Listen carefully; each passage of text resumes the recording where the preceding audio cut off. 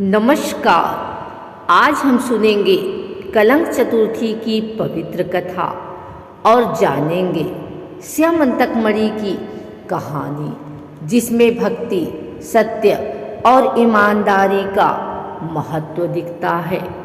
जब चतुर्थी का चाँद देखने से श्री कृष्ण पर लगा चोरी का कलंक, आइए सुनते हैं स्यमंतक मणि की कथा। सत्राजित नामक यादव भगवान सूर्य का परम भक्त था। भगवान सूर्य ने प्रसन्न होकर उसे स्यमंतक मणि प्रदान की थी। वह मणि प्रतिदिन 8 भार सोना दिया करती थी और वह जहाँ रहती वहाँ दुर्भिक्ष, महामारी, ग्रह पीड़ा आदि प्रवेश भी नहीं कर सकते थे। कभी कोई उपद्रव और अशुभ नहीं होता था। एक बार भगवान श्री कृष्ण ने प्रसंगवश कहा, सत्राजित, तुम अपनी मणि राजा उग्रसेन को दे दो। इससे यह बहुमूल्य वस्तु सुरक्षित हो जाएगी और तुम्हें यश भी मिलेगा। परंतु सत्राजित अहंकारी तथा धन लोलुप था। उसने भगवान श्री कृष्ण का प्रस्ताव ठुकरा दिया। एक दिन सत्राजित का भाई प्रसेनजित उस मणि को अपने गले में धारण कर शिकार खेलने के लिए वन में गया। वहां एक सिंह ने प्रसेनजित को मार डाला और मणि को छीन लिया। उसके बाद ऋक्षराज जाम्बवान ने सिंह को मारकर वह मणि अपनी गुफा में ले जाकर बच्चों को खेलने के लिए दे दी। अपने भाई प्रसेनजित के न लौटने पर सत्राजित को बड़ा दुख हुआ। वह कहने लगा, बहुत संभव है कि श्री कृष्ण ने ही मणि के लोभ में मेरे भाई को मार डाला हो, क्योंकि वह मणि पहनकर वन में शिकार खेलने गया था।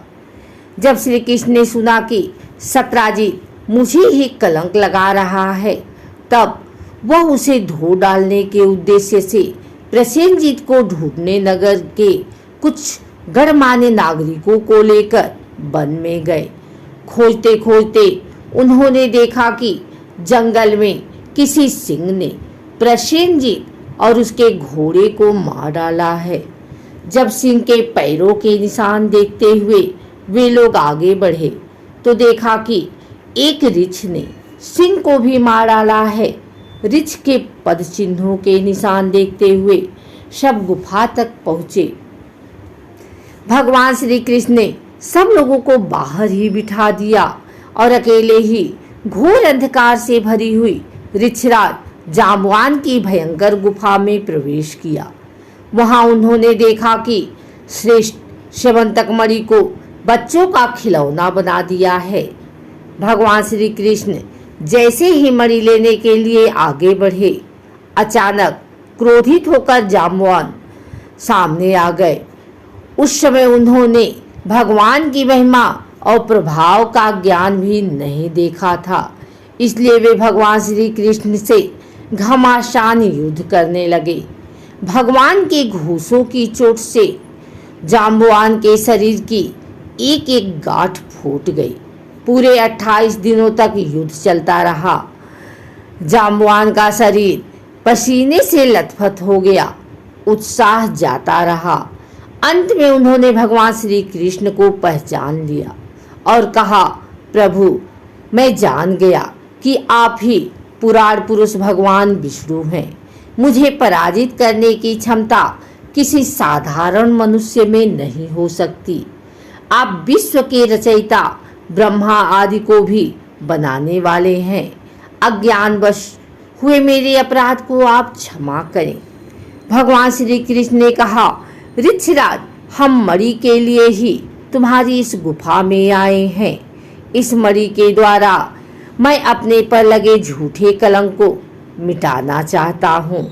भगवान के ऐसा कहने पर जाम्बवान ने बड़े आनंद से उनकी पूजा की तथा अपनी कन्या कुमारी जाम्बवती को मणि के साथ उनके चरणों में समर्पित कर दिया। भगवान श्री कृष्ण अपने नववधू जाम्बवती के साथ द्वारका लौट आए और मणि सत्राजित को लौटाकर अपने ऊपर लगा कलंक मिटा दिया।